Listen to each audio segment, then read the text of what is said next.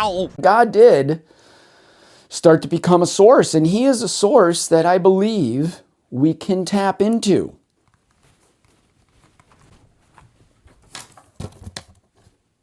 How God has changed in my 40s. It's really interesting how God has changed. Can God change? Is it possible for God to change? Well, I guess so, because he's God and God can do whatever he wants. But what I'm trying to say, I guess, is how my perception of God has changed. Because there was a huge chunk of my life where I felt that the only thing God was doing was spying on me. Like literally, spying on me. All he was doing is like he had a tally board. He was up there, he was like, and you never saw the good things that I did. It was always the bad things. That's all he remembers is the bad things, right? And it's funny thinking back when I was a child. You know, when it comes to God, I think a lot of times the first things we're taught about him is either what our parents teach us or what we learn in school. I remember sitting there like drawing, like coloring in the picture of like God, like this big old man, you know, with the big Zeus beard floating up there in his cloud, just chiseled. Looks 200 years old, but he's got like just this immaculate body just like carved out of stone. And that for a long time was the vision of God that I had.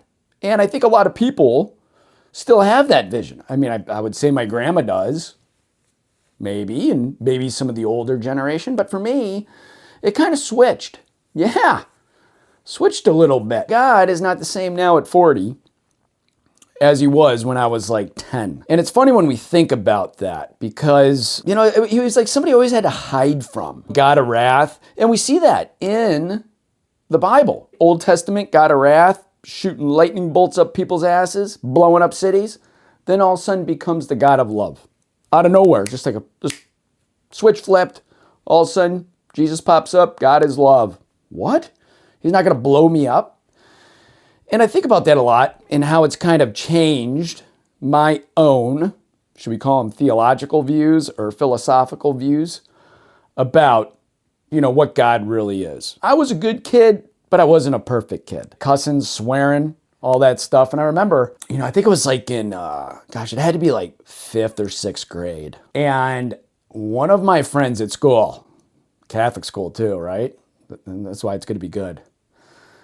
His dad had a Playboy collection. So one day, one of my buddies commandeered one of them, snuck into his dad's garage, opened the cabinet, took one out, slid it into his backpack, hid it in his books, brought it to school. And he's like, guys, I got it. I got one. And we're like, what, dude? You got one? No way. We go to the park. He reaches into his bag, pulls it out. And I didn't even really know what a Playboy was at the time. I've heard about them, but I never saw one. He flips those pages open. And I was just like, what? Like electric lightning just shot through my body. I'll never forget it. That memory will forever be in my mind no matter how much I try to get it out. Never regretted it. Don't really feel sorry for it either. This is amazing. God is one hell of a creator. After I did that, I always felt like God was spying on me. Like he had a big telescope out from his little cloud in heaven. And he just had it on me. And all I was in those crosshairs. And I think maybe it's the way that like a lot of us feel growing up is that God is like somebody who I know I'm supposed to love. I just don't want him around right now. Even in college, he's like, I just don't want him around. You know what? I kind of want you around, but I really don't right now. So can you just like go be busy somewhere else? That version of God was one that stuck around pretty much all the way through college. Looking at me, staring at me, always catching me doing something wrong, and he never seemed to catch me when doing anything right because nobody ever saw me doing anything right. It was always like, no, he's watching me do stuff wrong. If I was doing stuff that was just kind of like bending the rules, you know, I was a pretty good kid growing up. Maybe my sisters would probably have a different opinion about that, but I understand boundaries. And, you know, as a kid, we test those boundaries. Even as young adults, we test those boundaries. No matter how many times somebody tells us that the stove is hot, sometimes you just got to go touch it And something in us makes us want to touch it. Like, Adam and Eve. Like, there was something in Adam that was like, oh, I really want to see what's going to happen when I eat that apple. He knew not to eat the apple, but there was just something in him, that humanistic behavior, that animal behavior of I just want to bite. I went out into the world and I started to educate myself because God, just like in the Bible, made this switch in my life.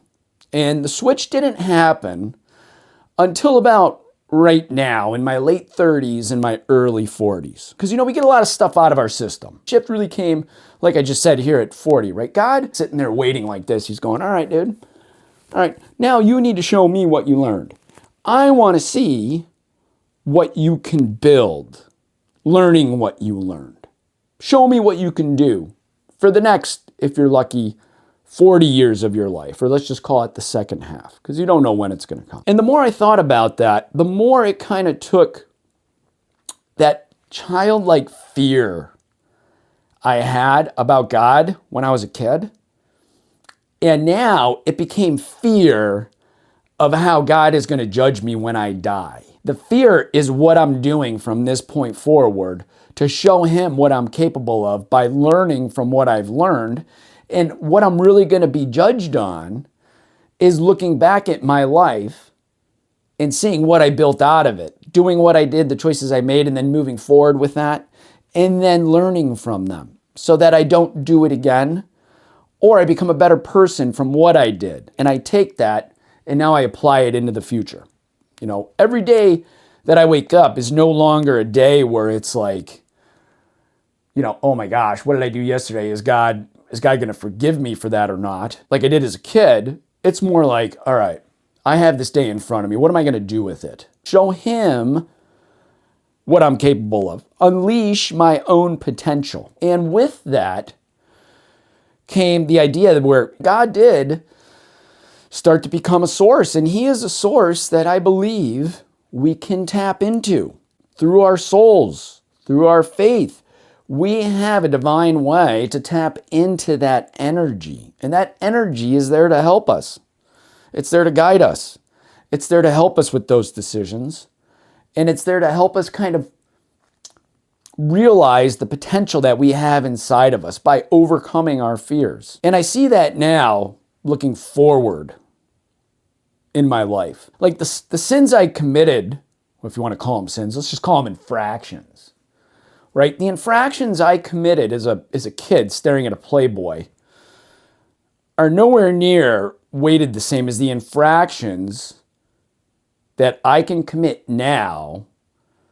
For example, like denying the voice inside that's telling me right from wrong because I know right from wrong, right? I can't hide behind that anymore. I can no longer hide behind the infraction of lack of faith or fear. If there's something I want to do, the biggest infraction is to not even try to pursue it. Sitting there wondering what if, and seeing life pass you by, to me is a much greater infraction. I don't know if that makes sense to you, but God changed. And I don't know the God I'm going to see at 50. I think God at 50 is going to probably be similar to the same one I see now at 40. But I know the shift is going to happen again. Probably closer if I'm lucky enough to see 60, 70, 80, 90.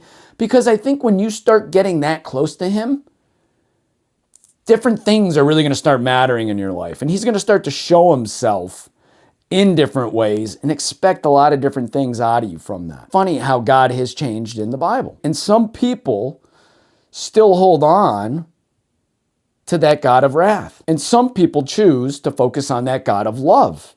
But that God of love doesn't make him a pushover. You know what I mean? It's like, oh no, God loves me. Oh, I could screw up and he's still going to love you or love me. Yeah, that's true. But he's going to judge you on how many times it takes you to learn the same thing over and over and over and over and over again. And if you never get to the point where you're actually learning from that mistake, that could be a pretty good way you get judged on. And I'm just going to throw that out there because that's how I feel. God's always going to be there to love us back. You know, when you actually do meet him, God going to give me one of these, or is he going to be like, take a seat. We have some things to talk about, dude. But anyway, I don't know if God's ever changed for you guys. I don't even know if that thought's even crossed the minds of other people. Or like I said, I'm the only wacko that thinks about this. But it's funny how God evolves in our life. The more we learn, the more we understand, the more truth we seek, the higher we go in trying to discover it for ourselves. I think he evolves with that. And our perceptions of him evolve. And how he's there to help us also evolves too. Hope you guys got a kick out of this video. Maybe learned something. You probably didn't. But yeah, how God changed. Appreciate you. And that's all I got for today. And I'll catch you guys on the next one. And remember, keep the faith.